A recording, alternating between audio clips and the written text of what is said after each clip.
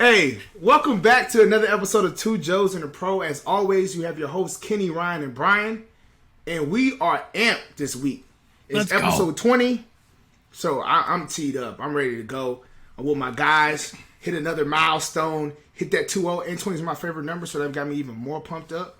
But before I get into my football segment, my guys, how was you guys this week? How was your first week of watching football? Let me know. Let me hear something. I mean, me and Brian are a bunch of losers, so our teams didn't do that great. But I mean, it was a rough first week for me because of like family issues. We had a soccer tournament, so like halfway through the second half, like the 4 o'clock games during the Giants game, I had to I was watching on my phone, watching Logan play soccer. But he did have a great game. So, well, I don't even know why you even waste your time and not just watch Logan instead of watching that trash on your phone. You literally burn data and burn your battery when you could be paying attention to Logan, give him your undivided attention. That is crazy. Anyway. What about Brian? All right, Brian. How was yours? Hey man, it was what it was. It's week 1. Let's move on. Oh man, that means y'all must have suck in fantasy. And before I get it, didn't Miami beat the Patriots? I think they did. Yeah, they did. Damn, I almost got amnesia. Man, they beat them real How bad. could I forget? I can't even find the score. Like, where was the game at? Where was the game being played? It must have been in Miami. It must have been in Miami. Nope. Oh, it was in New England? Yep. And they lost? Yep. Man, By 1 point. Brian Flores came in there and stole a win? You could No put it that way.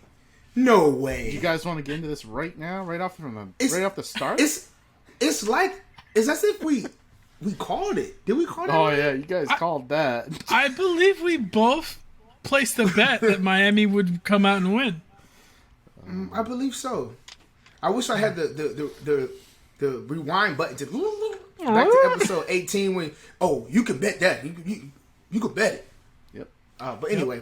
Before I'm sorry to go off on a tangent, guys. Let me recap college football before we continue to NFL. So, college football, it was an uneventful week for the most part, right?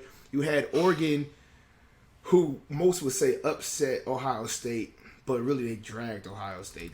They did. For the most game, the score doesn't show what actually happened during the game, right? So the score looks closer, but for the most part, Oregon did whatever they want. Kayvon Thibodeau. I got it right this week, y'all. Kayvon Thibodeau. Yeah, I looked it up. He didn't play, and a lot of people thought that would be a factor, but they still showed up and they showed out. So, I'm a low-key Oregon Ducks fan underneath, back up in the Mariota days, so I'm glad they got that win. Iowa. They got such nice jerseys. That's my favorite part about that team. That's the best part about the team for everybody. It's like they are the swaggiest team in America, right? Like, easily. Iowa, they played Iowa State, that's where College Game Day was at, and we thought it was going to be a better game, but Iowa showed that old school ball comes through every day, every month of the year, whatever you want to call it. Like, they looked like the Patriots, what they should have looked like against Miami, but they were efficient, right? They looked like what Patriots wanted to look like. So they beat Iowa State 27-17. Arkansas dogged Texas, so Sarkisian has a lot of things to do. They beat Texas 40-22. Upset of the week, which is not really an upset because Florida State kind of sucks, but Jacksonville State went into Tallahassee and beat Florida State 20-17 with like a last-second Hail Mary or whatever you want to call it. And then to end the night, BYU upset Utah, if you want to say that. They played at BYU. BYU is a well-coached team. They upset Utah 26-17. So that's pretty much all I have for, the recap for last week. I know this week the biggest game is going to be Alabama versus Florida playing in the Swamp. I know it's going to be real intense. That's going to be at 3:30. Other than that, I don't know if it's too many other crazy games, but I know that's one that everybody's going to be watching for sure. So, yeah. I'm pumped, man. I do not like the quarterback for Ohio State. Like, I just don't think he has it. He sounds real. He looks to me like real Dwayne Haskins-esque. No, he's just a real true freshman. He's a baby. Yeah. You know what I mean? He's a red shirt. Like, he's literally a baby. He doesn't even He doesn't even know better, No, right? Yeah. He doesn't have any. You know who else was a whatsoever. baby? Trevor Lawrence. That's what we need. What? Dude, What the hell is that? Ohio State did not This- lose because of their quarterback. They lost because of No, their coaching, and they wouldn't change their defense up. Okay? No. Yes. They lost because of their whole defense. Not because of the coaching. Really? The whole everybody included. Their defense was trash. So- their linebacker play is terrible. Yeah, so- and Ryan Day does need to, like you said, he does need to fire him. But they're trash. Well, they didn't change anything. sorry. They just let them keep doing the same thing over and over. But- They're sitting in a man defense, and they motion the tight end outside, so the linebacker carries out over towards them instead of rolling down a safety, and that leaves the middle wide open, and they just gash them up the middle. And then they were running that damn toss play to the weak side of the field, and they weren't containing on the outside. Those are the two plays that Oregon just kept trashing them on all game, and they didn't adjust. They didn't do anything to try to stop it. So It's easier. defensive coaching sucked. You're right. It's easier said than done, though. You're not gonna. You you're can't not try gonna something game- else. If you What- try a and zone, hell, in a team like Oregon that does a lot of motioning around you, what are you gonna just change your principles? You've been coaching all camp, all doggone off season. Hey, this is what we're gonna do when a motion happens. This is how we're gonna line up. And then mid game, you're gonna say, hey, scrap everything you didn't do in the last 5-6 months. you're telling me they We're don't gonna have a do something zone brand in new. place, ready to go? They don't have A zone is not going to be able to defend a motion. If you're in a cover 2 or something like that, and you motion out of that, and you got 3 receivers into a 2-man side, how are you going to defend that? How are you going to defend a three level route tree if you only got 2 guys there? Yeah, I mean, obviously, if they go trips, you're gonna run a different zone. You're not gonna go cover 2. Yeah, but I'm saying it's easier said to guard in man than it is in zone. When the team is motioning like that, I know, it's but way if easier. you're getting killed in the run, you need to stop the run and then worry about the pass after. Yeah. That's all. Scheme better. They need to scheme better. Yeah. Okay, I got you. I'm gonna be quiet. Damn. Yeah, we just had a head-to-head, Brian versus Kenny. It's all good. It happens every episode. That's right. What we got for baseball, Brian? We got anything for baseball? Baseball, real quick. Got a 3-way race for the AL wild card, and it's all AL East teams: Yankees, Red Sox, Toronto Blue Jays. Blue Jays crept back. It's if you're a huge baseball fan, this is exciting. I know probably you guys don't really care that much. I mean, most. I care a little bit. Yeah, I know Ryan doesn't, but Oh, okay. but yeah. I care. I mean, Tell me when the we've only playoffs got- start. We got 2 weeks left. Okay, 2 weeks left of the regular season. Maybe 3, 2.5. Call it. How- But How do you not know? it's the end of the Some month. teams get. Like, I do know. It's the end of the month. Like, what do you want Okay, from me? just say that then. Okay. Jeez. Anyways. One thing is the AL MVP vote right now is I think split between Shohei Ohtani and Vladimir Guerrero Jr. They both have had really great seasons. Vladimir Guerrero Jr. right now has the Triple Crown if he can maintain the lead in both in batting average, RBIs, and home run. So he's got the lead in those in the AL. So that's not easy to do. Not a lot of players have done that. So if he gets the Triple Crown, I think he's deserving of the MVP, despite I'll ask you Shohei a quick- Ohtani being a 2-way player. But Yeah, I'll ask you a question, Brian. Do you think that Junior has what it takes to be better than a senior?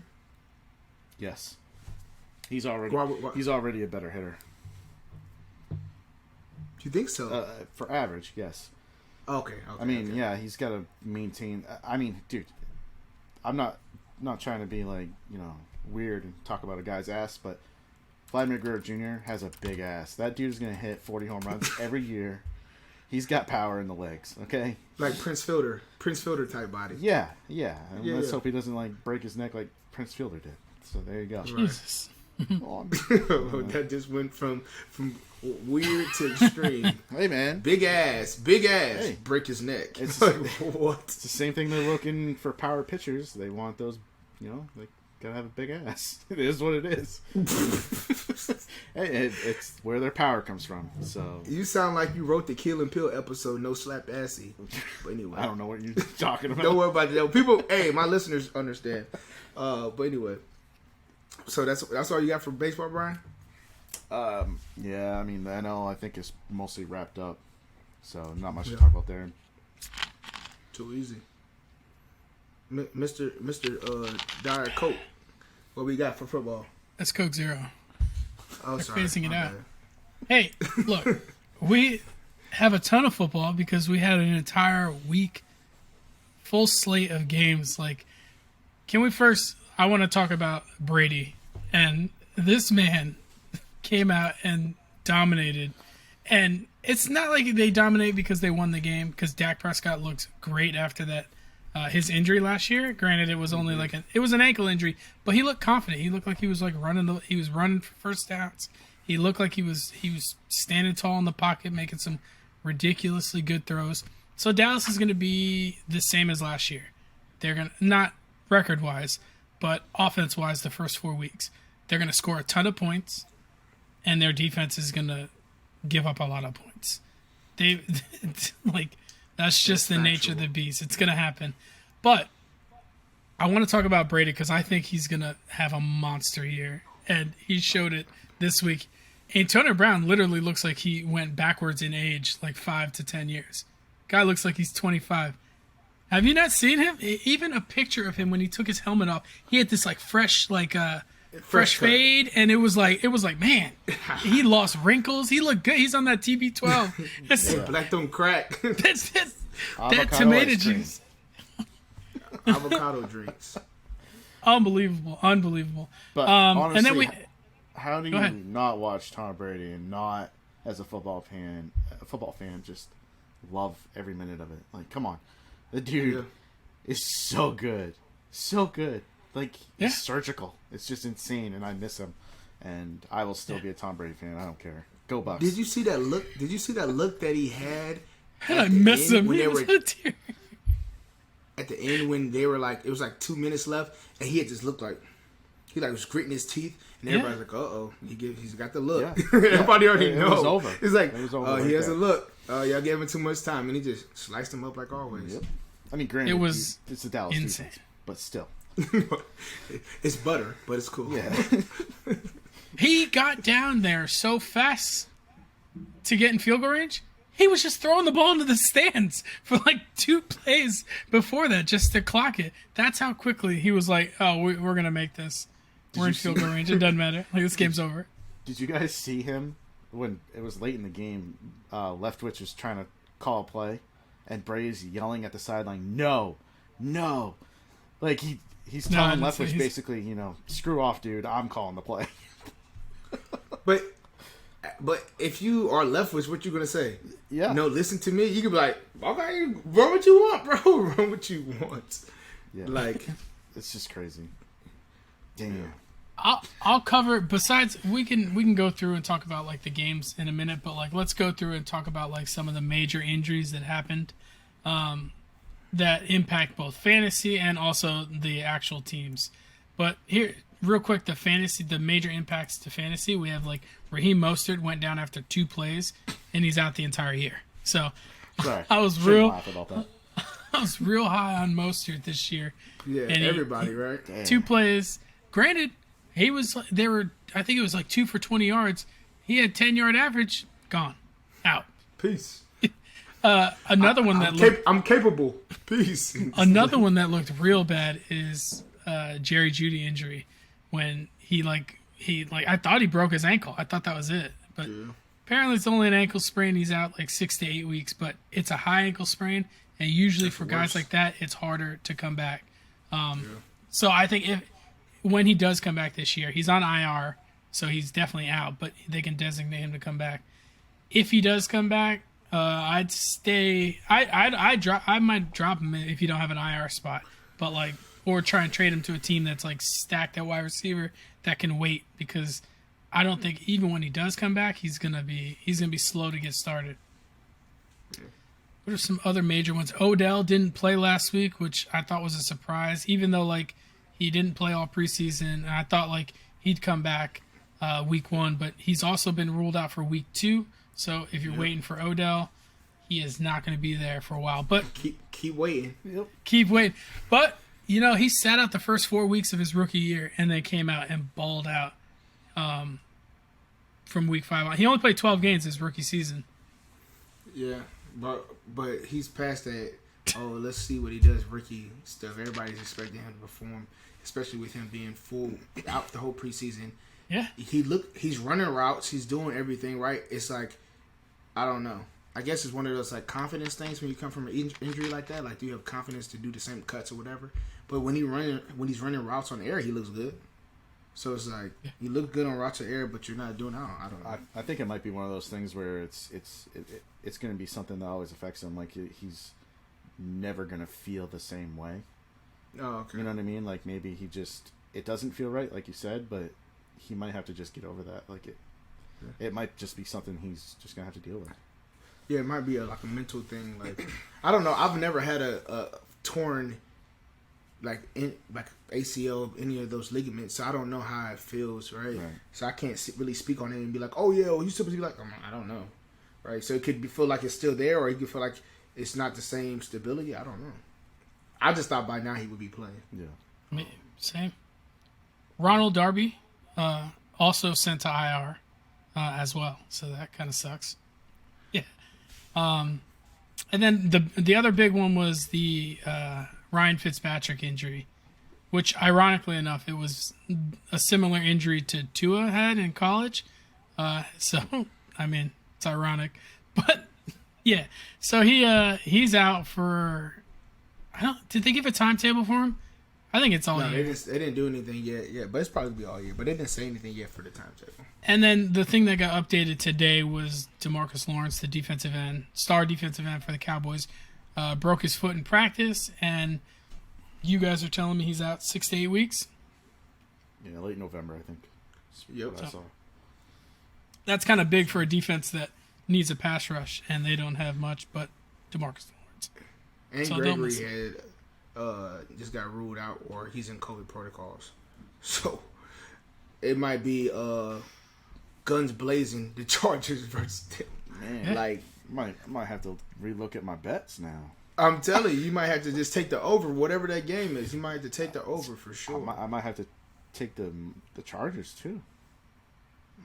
I think Josh Jacobs had like a little foot injury too, but he played through it last week and had 2 touchdowns. So apparently it's not bothering him, but he's popping up on the injury report here and there. So I imagine it's not going to get better until the bye week.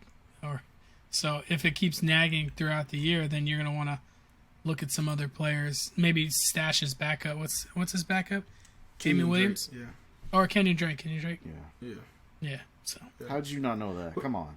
You're a Kenyon Drake guy. I'm not a Kenyon Drake. Hey, I am big fans of players, and then I know when I'm off them, I'm all like, that's it. I'm out. Where's he at? He's on like, I don't care. What? He's gone. Like they're dead. They're dead to me. Yeah, like James Conner. Yeah, James. I was a big James Conner guy, and then now I'm just like, nah, f that guy. I'm done with him. Even though he could have went from 100 to 0 quick. I think he's gonna get his share. Maybe he just needs a haircut, because I hate that shit. Have you seen this man's hair? It's like about the mohawk with the back out. Yeah, hate it. That's like a Dallas haircut thing. I forgot what they call it in Dallas. A lot of people in Dallas have it out, like their kitchen is out. That's what they call it. In the back, it's called a kitchen.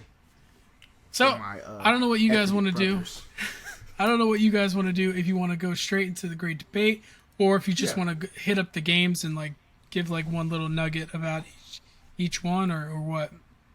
Well, we can just do the great debate right now since you already hit the injuries anyway. Yeah. Right? Yeah. We might as well just give our piece and then we can tie back to football and do our normal.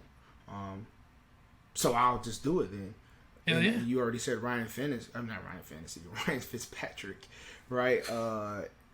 And that was my guy. Like I think easily a player who is going to greatly impact their team for the rest of the year out. Like that's wait. Andrew. I don't think we ever said what the great debate was this week. Did we? Oh, I just thought I was rehashing it. Sorry. The great debate for this week, guys, I got ahead of myself, is, a player that's been injured, that's going to greatly impact his team going forward. So now I can go back, rewind, and say Ryan Fitzpatrick again. Ryan Fitzpatrick is who I picked for the person that I think will greatly impact their team. And I know a lot of people will say, well, they were looking like trash when he was in there, but like anything, it's week one, right? I think Ryan Fitzpatrick, if anybody has seen him play over the last 5-6 years, he's a gunslinger. And when you got a guy like, McLaurin, and even though, Samuel's on IR, but they have, Logan Thomas and you have Antonio Gibson, all those guys are going to be affected. Do I think that, what's his name? The backup name is? Heineke. What's his name? Tyler Heineke. Heineke. Do I think Heineke is going to be okay? I think he'll be okay, but I don't think he's Ryan Fitzpatrick as far as numbers wise offensively. So I think they will struggle.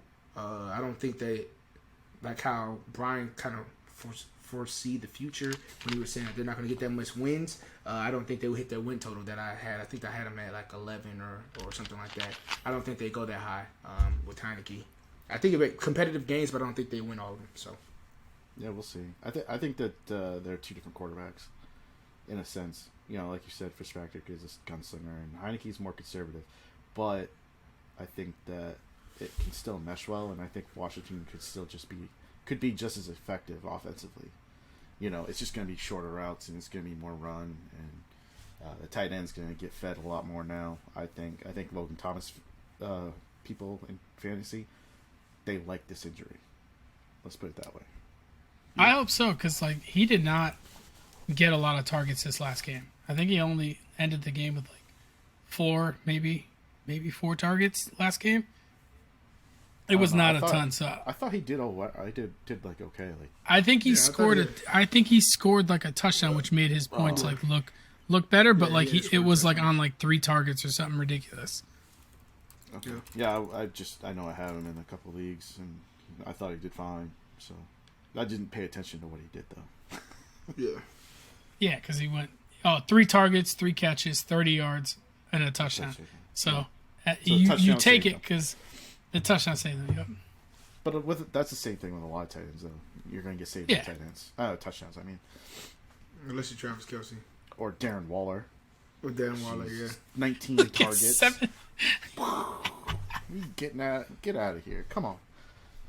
Yeah. Sorry. Man's good. So I don't disagree with you. I only disagree in the sense that, I didn't think that Washington was going to win that many games with Fitzpatrick. Not that, I don't think they're going to... I think I had them at, 9 wins, maybe 8 wins. I don't think they're going to get over 10.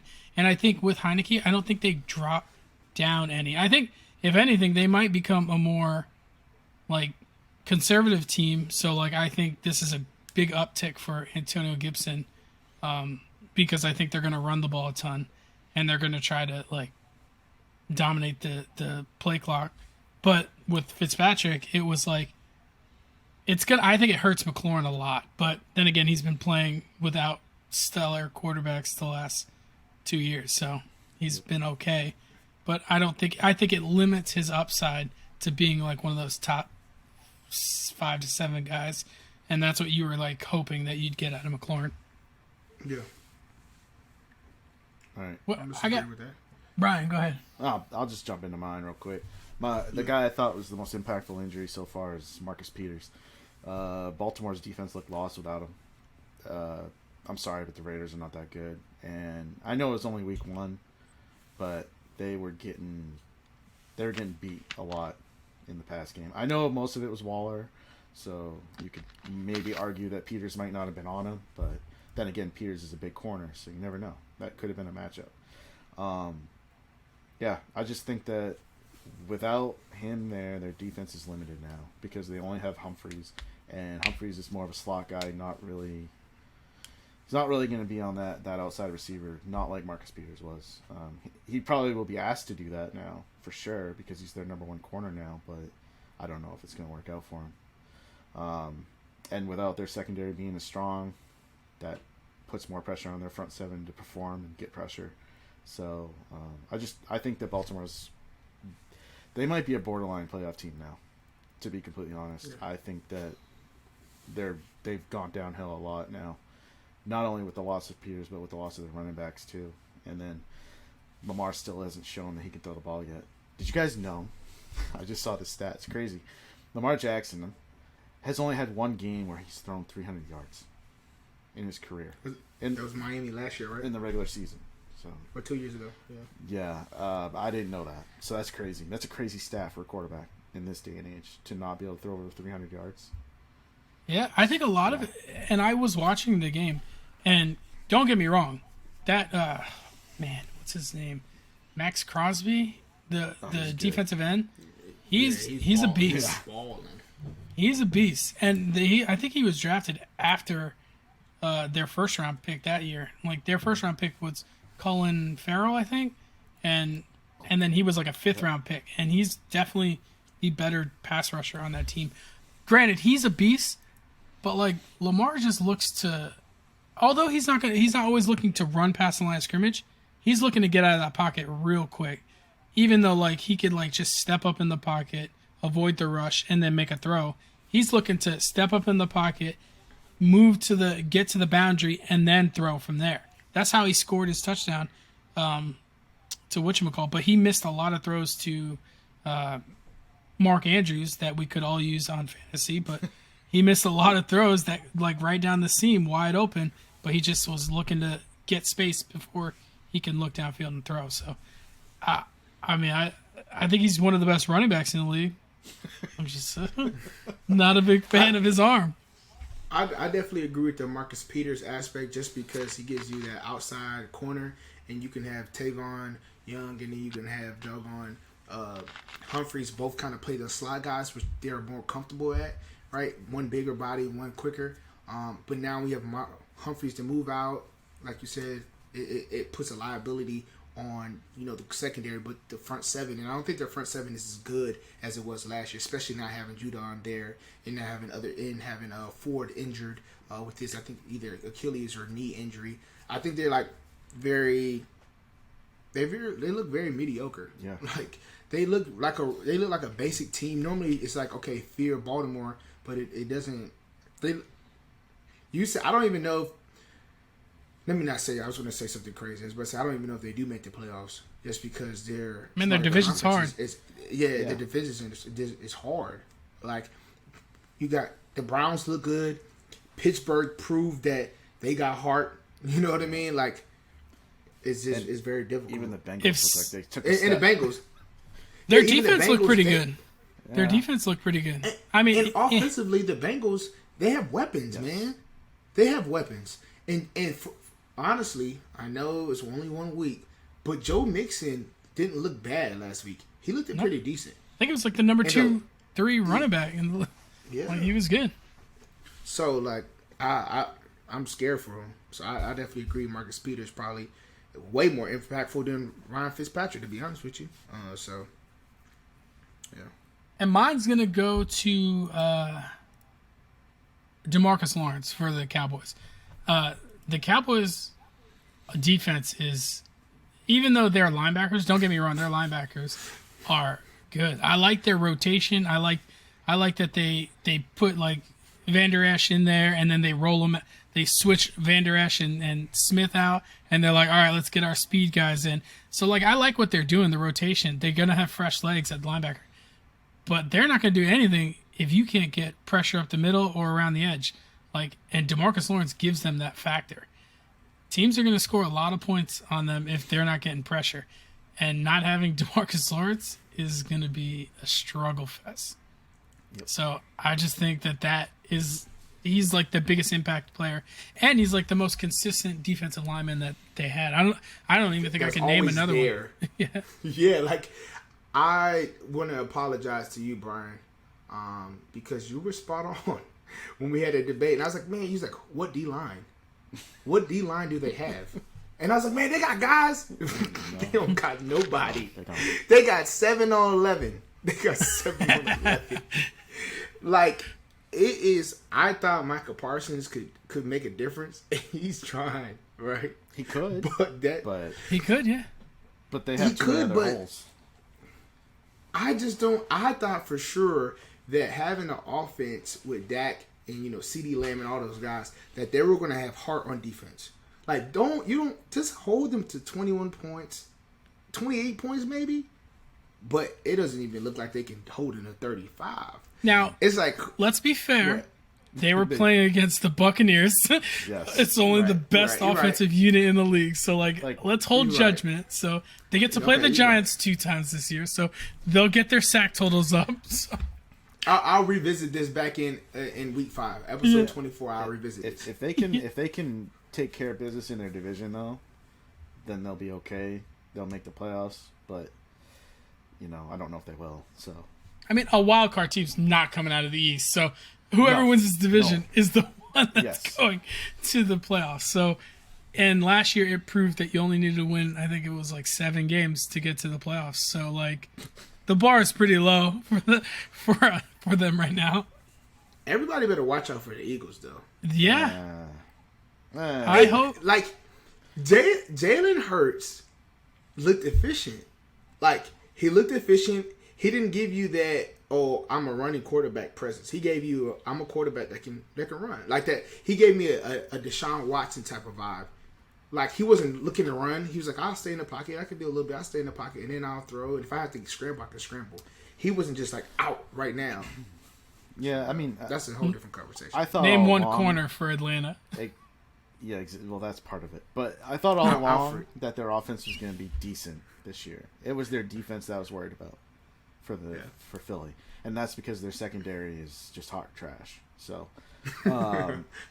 if any of those boys up front get hurt, and I'm talking their D line, they have a really good D line. Fletcher Cox and Brandon Graham. Yeah, I mean, if any of them get hurt, then the Eagles, they're not going to stop anybody. But as long as they have them, they're going to get pressure, even against the best offensive lines, and give their secondary a chance. So in that respect, they might make a push for playoffs. I still don't trust their defense, though. At the end of the day, I don't think they're quite as good as the Redskins or the football team, whatever you want to call them, or even Dallas for that matter. But they're better than the Giants. It's the hell, dude, for the Giants right now because Daniel Jones is still fumbling the ball. Sorry, I have been trying to push the Giants for the last 2 or 3 years, and I don't think I can do it anymore. Hey, can we talk about this though? Chicago's 0-1. Let's go, right, baby. And the Giants are 0-1. We still hold the top 3 picks in the. No, that's the top what you hanging your hat. That's what you hanging your hat on. Yep. Cut it out. I want 2 top 5 picks by the end of this year. By Daniel Jones. hey, Brian. Some people want their team to win. Others are looking for the first pick of next year. When I'm just kidding. Though. Daniel Jones just has to go. I'm kidding, but I am rooting for the guy. But it is looking brutal. Hey, look, I don't want to belabor anything, but I know Brian's got a ton to talk about with this Patriots game, and I want him to be able to defend himself go ahead. before we run out of time. Go to before we go to BK beds. Give him the floor. Go ahead. I don't give him the floor. We'll give you 5 minutes. That's it. And go. No, there's nothing to defend on this. Let's put it that way. There was 2 things I was happy with in this game, and that was they made all their field goals, and Mac Jones looks like he's going to be a starting quarterback. What? Yeah. They made their field goals. What was you talking about? Their strong point, the secondary. The secondary? Their second strong point, the defensive line. Yeah. What happened to all that talk? Now you're saying you're just happy about offensive play and the field goal? Listen, I told you there's not much to defend on this game. They played one of the worst games I've seen a Patriots team play in years. In every facet. Not that the Miami was better. No, they're not. Miami blows, dude. Let's just put it that way. They won because they got out-coached in this game.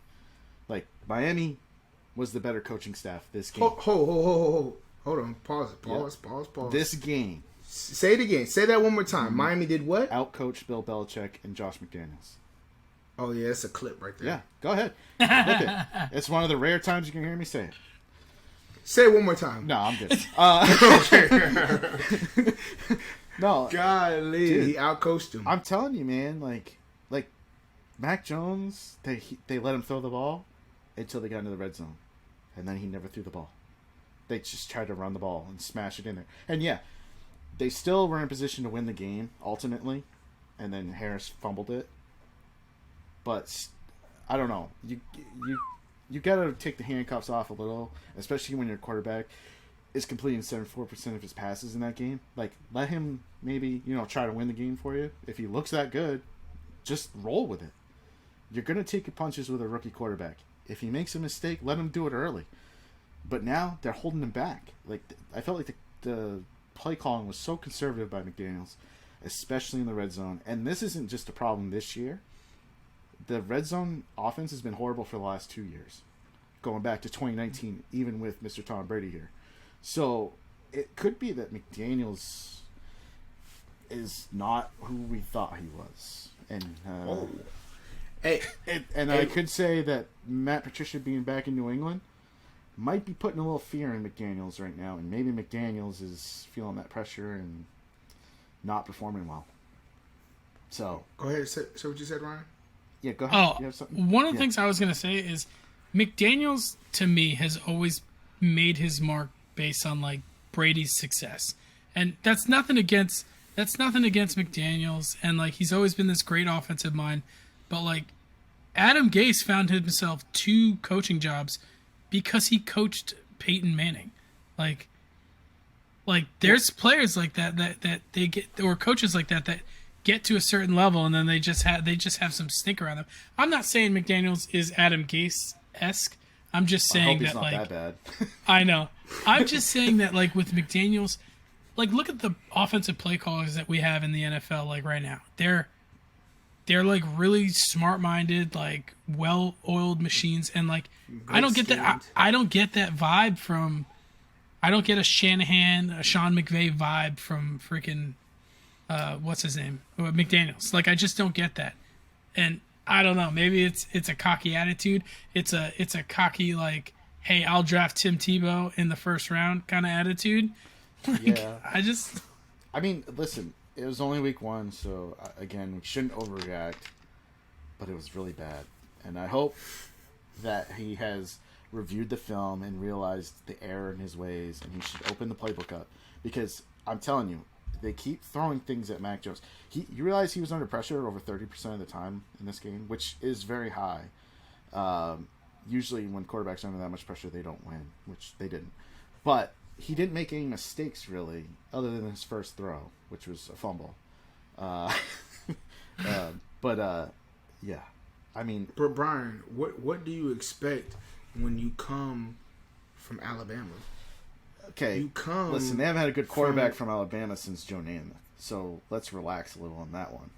Not a proven to be good one. Now, do they have a couple in the league right now that could be good? We'll see. Jalen Hurts might be. Tua, maybe, even though I think he sucks. But, I'm talking about coaching. Like, yeah, they're well coached. Like, they're being put in, well coached, being put in those situations, pressure situations, different things like that. Like, when you're in the SEC, it's like you're playing in a mini NFL. Because most of those players in the SEC go and play in the league, right? So it's like, it's not like he hasn't seen it before, a high pressure game. So. I mean, I get it, and maybe that's why he is what he was advertised to be, as NFL ready. That's exactly how he played. He's NFL ready. I don't know. I think the play calling got conservative when it got into the red zone, and it pissed me off. I've watched the game twice already, so... Ryan, can you listen? Brian is over there sobbing, and I want everybody to soak this in, because you don't hear Brian sob a lot, and he sounds really upset. Yeah, he sounds hurt. I get passionate about football, especially when it comes to the Patriots. Okay, we can tell. You gotta remember, you realize that most of my football life, the Patriots have been really good, so I have a very high bar. So we went from, like, good times to Edgar Allan Poe dealing with you. Like, you just made everything Listen, they're going to bounce back this week. I think they're going to smash the Jets. The Jets don't have an offensive line, and hopefully their defensive front actually plays well. If they lose this game. If they lose, Oh my gosh! if they lose to the Jets, If you lose this game, I don't want to hear anything about the Patriots. if they lose to the Jets, the season's over. When a team starts 0-2, 92% of the time they don't make the playoffs. So Hey, that's on a 16-game schedule, bruh. All right? All those stats out the window. Metrics are out the window. 17 games. gone. It's first 3 games now. oh, okay, yeah, because then they're gonna go against the Saints. Oh, yeah, okay. Anyways, Oh, I thought the Saints aren't that good of a team. Actually, Saints aren't that good. I think Jameis's performance was very overrated. Oh, yeah, it was fluky because it was like one of the most efficient games I've ever seen in my life. Yeah. 140 yards, 5 touchdowns. Yeah. Yeah, who was the stat? Who said the stat? It was 1 touchdown every 4 throws. Like, Yeah, I don't think crazy. that's gonna be maintained very well. I don't know. I think they're gonna still have problems on offense. Their defense does look pretty good though. Yeah. But anyways, back to the Patriots real quick. Defensively, I do think the secondary played well, but they missed Gilmore because they could not stop a back shoulder slant throw. Oh my God. Devontae Parker ate Jalen Mills' lunch. Okay. If Stephon Gilmore's in there, Jalen Mills is not on the field, and then that play doesn't happen. It happened 4 times in the game, and he ate him up every time. Slant. It was simple. man, we slant. could be here. We could be here all day. We Yeah. didn't even talk about the Ravens game. That was like ridiculous. I don't even want to get into it. Just look them all up. Oh, and by the way, in regards to the Damien Harris fumble, I put a lot of that blame on the coaching. He was gassed. Okay, the man was sucking wind. He asked to come out 2 plays earlier. 1 play off and he's ready to go back in? No. Nuh-uh. Yeah, because No. the guy behind him that was spelling him fumbled earlier in the game. No, His ass ain't going back in. At that point, they had Brandon Bolden thrown out there. All right. Man, I don't know. I'm just saying. Help us, Kenny. Help us, Kenny. When players get Yeah. tired, Well, they make mistakes. It is Man, what it is. first of all, I'm going to say this, and then we can go to Ryan's fantasies. The ball security is ball security. It don't matter if you dog tired, high and tight. Like, that's it. It's no excuse. It's not the coach's fault that he fumbled. It's the player's fault. You get paid to be professional. Right. It doesn't matter if you gas or not. You can protect the ball. If you're that tired, fall down. Yeah. If you're that tired, don't run and fall down. Yeah, I mean, you can say that, but can you at least admit that when you get tired, you're more likely to make a mental error, such as Fumble is not a mental error. Sure it is. Ball security No, it's is not. all mental. That's not a mental Yes, error. it is, because you just That's a technique you're, flaw. You're not holding it as tight because you're not thinking about it as much because you're tired. That's a technique flaw. Yeah, it's a Mental mental error is like wrong route, dog miss blitz pickup, wrong protection call. That's mental error. We're not getting into that. We're not going to get into that because we'll be here all day, and we still got a couple things left to tag. Guys, for the rest of the games, we're not even touching on it because it doesn't matter for this week. We're touching on Ryan's fantasy, and then we're going to hit BK best. Go ahead, Ryan. What? All right, so Rodgers? he sucked. Trade sucked. Rodgers. Rodgers sucked week 1, and don't worry because he's playing the Lions week 2, and He's going to look back to his original self. yes, If they lose against the Lions, though, wow. They're not losing to the Lions. They're not losing to The the Lions almost There's no beat way. San Fran. What happened there? San Fran's not good. They have a better defense than the Packers. But they don't have doggone Aaron Rodgers in the back. I don't know. You can say Aaron Rodgers. We're not getting to that. Yeah, We're there's not no doing way. it. We're There's not no doing it. Which Aaron Rodgers are Cover we my going to ears. get? Cover my ears. Are we going to get last year Aaron Rodgers, or are we going to get this past week, where he doesn't give a fuck and he's just throwing the ball Stop. off one leg? Hey. There we go, buddy. Hey, I want to apologize for last week. If you took any of my advice, you probably didn't do that great. But you know what? Listen here. We had no data. All that analysis for nothing. We had no data to go on, and it was week 1. Now we know everything, so don't worry. But here, let me give you some of the Vegas lines for some of the highest scoring games, or how Vegas has like some of the higher scoring games. These are the games you're going to want to target. You're going to want players on both sides of the ball, whether it's a whether it's like a high-scoring offense or like even if it's a losing team, if they're favored by a ton, you're going to want players on both sides because they're going to score a ton of points. So Dallas at the Chargers is a 55-point over-under right now. That's a ton of points. Anything that's like over 50 is a lot to me. Titans and Seahawks, that's a 54-point over-under. Vikings and the Cardinals is, I think it's 51-point over-under. And then Vegas versus Pittsburgh is a 49-point over/under. I'm taking the under on that game. I don't think I think that's one you're going to want to fade. Another one that's a 47-point over/under is the Las Vegas Rams at the Colts. That's another one. I think the Rams are the real deal. I think Matt Stafford balled out like he was near perfect. But I'm just not sure about the Colts being able to match up with them offensively. So yeah, there's some other teams that you're going to want to target. The Bucks at Atlanta. I mean, their implied point total is 32 points. So like, if you want every offensive piece for that, if you want a lot of people in DFS are not going to go with Mike Evans because he had such a trash game last week. But if you've had Mike Evans on your fantasy football team at any point ever, he has done this. This is all he does. He'll go out there and throw up a gooser. The next week he'll have 2 touchdowns and like 140 yards. Like he's an up and down. Like his consistencies at the end of the season, he'll be like a top 12 wide receiver. But like from week to week, he's gonna be like 2, all the way down to like wide receiver 35, and then like it's just gonna be up and down. So I like Mike Evans this week, but then again, like you're forced to start him because you drafted him pretty high. But Antonio Brown has found the fountain of youth. So if you're in a PPR, that's your man. And Godwin is just there. One thing I will say, that Gronk, I don't think he had 9 targets last week. That is not sustainable for him throughout the course of the season. Even though he's a big dude and he's on this TB12 method too, but like there's no way that he takes a lot of hits. Brady doesn't get hit as often. Gronk gets hit a ton. There's no way he's going to hold up 17 weeks doing 9, 10 target games. That's just my opinion with Gronk. And he was like highly efficient with his targets. And I love the Chargers this week. So like Chargers versus Dallas. Anytime they're playing a poor defense like that, both of these teams are going to score a ton of points. So I want players all over the Chargers and the Cowboys. I'm really disappointed with Jared Cook. I think he was like not a good.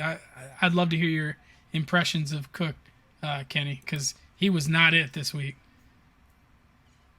But you called it last week, though. You called it last week, and I was talking about Jared Cook. You like, listen, we haven't heard nothing about him. It's about Palmer, blah blah blah. Jared Cook is out there for a check. He's out there for a check, bro.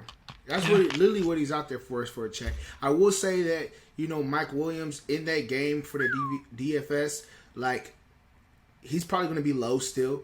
And the way he played last week, it was as if he's like, hey, man, my check is on the line. So let me step up and play as a number 2 receiver. So that's a good steal to take. But I have nothing to say on Jared Cook.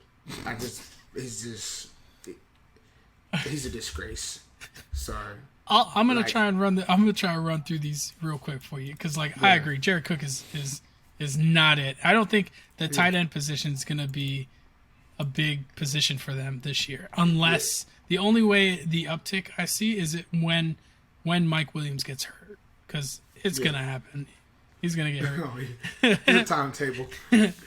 He's a ticket time out. So I'll go through some of my players this week, and I want to give some tidbits of things that I just want to get off my chest. So everyone's been chasing Elijah Mitchell this last week. I just want to remind everyone, Elijah Mitchell was the running back for the 49ers, and he had like 19 carries after Mostert got injured, and it was like over 100 yards, and I think he might have scored a touchdown as well. Anyways, he was the high price waiver pickup this week. My only hesitation with him, I like him, but he was in there for the first and second down, and then their third down back was Jermichael Hasty. So if if Trey Sermon comes in and is active, and for some reason he wants to, Shanahan decides to like do his House of Cards trick and is like, hey, I'm starting Sermon, you're our number 1 and 2 back. I don't think he then takes Mitchell and puts him in the third down back. I think he keeps Hasty, so the person that's gonna lose is Mitchell. So like, don't get me wrong, I think that Sermon could be okay, but he doesn't have the speed that Mitchell has. But like, if you're desperate for a running back, you got to throw all your fab and like try and get this guy on your team because he's the only thing that's going to save you right now. That would be my thing with Mitchell. Also, another tidbit: Christian McCaffrey last week was the number 1 running back. He didn't score a touchdown. He was the number 1 running back. Didn't score a touchdown. This guy needs to be on it. Like, if you're playing DFS and you're playing a cash game, put this guy on your roster. Yes, he will be like a $9,000 to like play in FanDuel. 10,000. Well, he's 9,900, but like, he is worth every single penny because he will be the number 1 running back if he doesn't score, and if he does score, he'll go nuclear. Like, I thought they were gonna. His touches happened, is what Kenny? you guys said though. Yeah, His touches is what you guys called though. Y'all said it's going to be 20 touches, but it's going to be very selective, and he's going to get the ball. Yeah. And so like you said, he had 11 targets, I believe. He had 11 targets, and then he had 12 rushes. And it's like, all right, you're getting the ball 11 targets, you're getting them the whole time. And like, that's what it is. When they needed him most, they went to him. So even if he had already had 20 carries, if they needed him, they were still going to give him the ball. Yeah. So he's a beast. I'll just shut up and fade back when I'm talking about rules. Rules, like, you don't know me. Yeah. Hey, real quick, a good pairing with McCaffrey. If you want to spend up for McCaffrey, and you need to go low somewhere, a cheap quarterback this week might be Mac Jones against the Jets. Just saying, they've always tore up that cover 3 defense. It's the same type of defense that Seattle and. I thought you were trying to go with the stack and just throw Sam Darnold in there because Sam Darnold's pretty low. And but I'm not big on Darnold, so. And to add to that, because you could probably want to spend a lot of money, I like Rondale Moore. If last week didn't prove that Kyler Murray is a fan of his, or they have like some like bro love power going on, he was looking for him. Amen. Like, besides D-Hop, he was looking for him. Midgets everywhere. Midgets stick together, okay? So. Midgets. Little people. Can't say that. Little people, bro. Yeah, whatever. You're like 5'6". Like, yeah, I know. I'm part of the group, baby. Wait. hey, how many targets did he have though? I mean, I know he only ended it with. I think he's only 4 had like catches. 7 or 8 or something like that. That's pretty good considering all the weapons that team has. Yeah. Yeah. I mean, I like it. It's just I don't know. Kyler Murray, man, they were so good last week. I think he's gonna have a great year. Yeah. I think I'm starting to get a little nervous about my Josh Allen bet, only because I'm guessing the 2 spots are taken right now. Murray is gonna finish top 5, and Tom Brady's gonna finish top 5, and then Russell Wilson, Russell Wilson, probably Dak, and then Maybe he's gonna be Rodgers. fighting. He's gonna be fighting Rodgers for that spot. So we will see, but it's a long season, and also don't give up on Derrick Henry, and don't give up on Ezekiel Elliott, because Zeke was playing the number 1 defense last week, and he didn't look bad, and that's all I'm gonna say. And Najee Harris, because he got 100% of the workload last week. Hey, real quick on Josh Allen. What's the anomaly in Josh Allen's career? It was last year, right? Well, last year they didn't have fans in the stands. I'm wondering if this guy has a little, hesitancy when there's pressure in a game. I'm just wondering if he has a little chokiness to him. He was the We'll number see. 6 quarterback the year before. Yeah, for fantasy, but I'm talking about Well, that's real all I'm worried football. about right now. It's Ryan's fantasies. Ryan's fantasy. That's what we're Hey, taking. I'm just Yeah. saying. What else All you right. got for us, Ryan? That's What it. else I'm gonna cut it off there. I'm not trying to go all day, because I could talk fantasy for days. Well, I see you set the bar high, and you say, I'm just going to limbo this week. I'm going limbo, and I'm going to chill out because, I guess you felt some way about last week not meeting expectations. Hey, I get disappointed on myself. Okay. Well, guess what we did in BK Bets? Because I'm gonna rob Brian's coattail here. We showed up and showed out. Okay. All right. If you took the college bets, right? Yeah. I'm just gonna say it's Army's fault, right? Because Army's giving us. Yeah, it's a bad beat. That was a bad beat. But if you listen to what Brian said, Brian's 3-teamer hit the money, and I was being modest. I said put 50 on it. Brian said put 100 on it. So you'd have made yourself 535.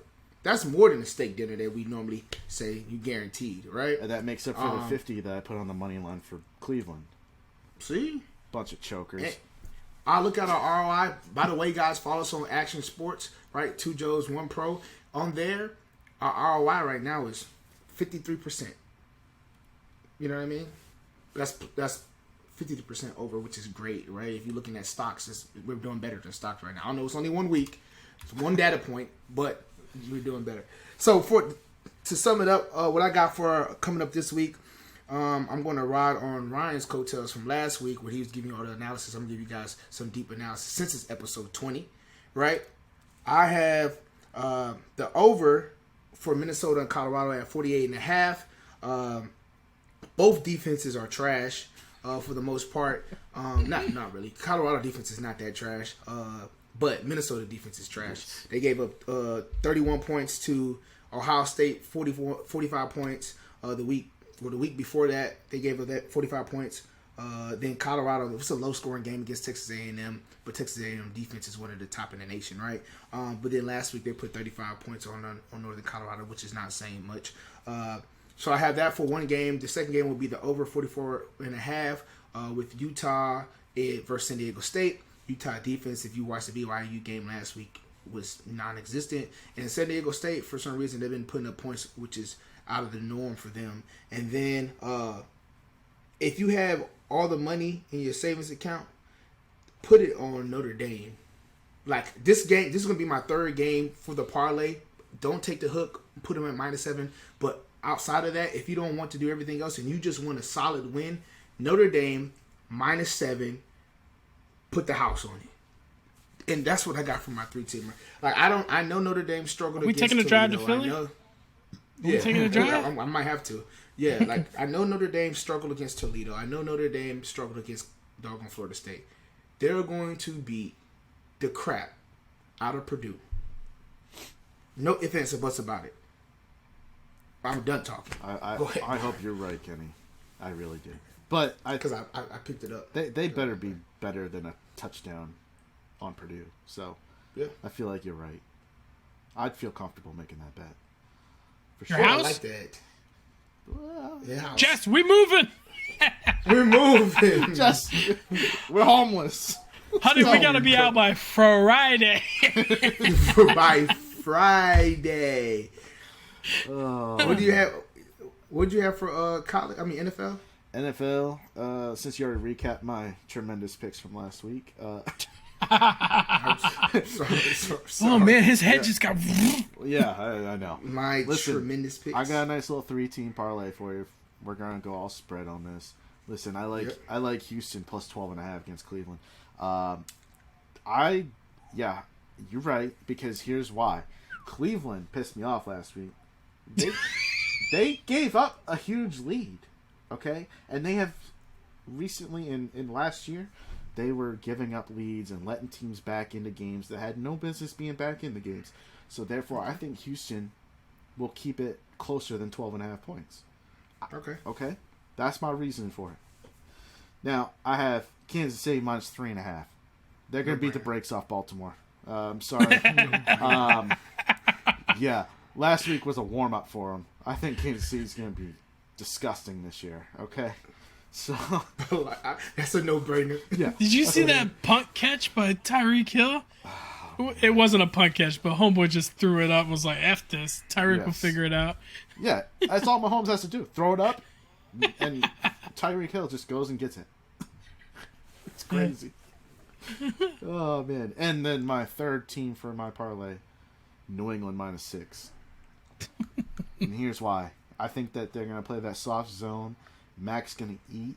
Josh is going to learn from last week, and he's going to open up the playbook more and not be conservative in the red zone. I'm thinking Mac Jones is going to have 3 touchdowns in this game. I think the Patriots are going to walk away with this game. They're going to win by 10 plus. Kenny, what are you doing this weekend? Because I have got to watch this game with Brian. We're watching this game at Ryan's. Yeah, so that wraps it up for BK Bets, y'all. That's a So $100 bet. Just so you know. $100 bet. You can put a $100 bet on both of them, right? $100 bet on both of them, and we're gonna win you $1,000 because they're guaranteed. Let me stop saying they're not guaranteed. Like I said last week, guys, do your own analysis. Assess your risk before you put these bets in. We're just giving you guys a high probability of hitting, and right now we're kind of spot on for the last 2 weeks. But yeah, Ryan, on Sunday I can come over. It's too easy. Oh, I could watch the game and watch Brian cry. And listen. If you guys actually took our bet from the NFL and won you some money last week, you're playing with house money, right? I think that that one team that you should bet the money line on. Where was it? Sorry, I'm looking this up real quick. See, you're not confident in it. No, I was trying to remember what the odds were, so I could tell. Just say the team. team. What's the team? Just say the team. Yeah. Sneak. Just throw a little $20. Don't go too high. Just throw a little $20 on Detroit. This guy's sick, man. Because at plus 405, hey, listen, honestly, at plus 405, you're gonna win like $85. So, but I wouldn't do that. That's a horrible bet. I'm not backing that, guys. That's not a BK bet. That's you would win 85 if you bet 20. Yeah, it's plus 440 because they're at plus 405. Yeah. Yeah, plus 405. So you split that in half, that's $200. You split that in half, that's gonna be $100. At $20, it's like $85. Anyway, don't ask me how. Anyway, guys, I know Ryan's mouth like dropped. Yeah. Anyway, guys. Whatever. Anyway, man, like always, we appreciate you guys supporting it. Episode 20. I know we went a little long today, but we don't care because it's episode 20. So we're going big and going hard. I don't know if I can say that. Sounds kind of weird. But anyway, follow us on social media, on Instagram. We're going to be posting some clips. We're going to try our best to get those bets up. Ryan's Fantasies, get those picks for, your DFS league for fantasy. And, like always, like, and then do on YouTube what we do best. Leave comments, which y'all don't, but it's okay. Leave comments, and we'll see you guys next week, man. Enjoy. Peace. Peace.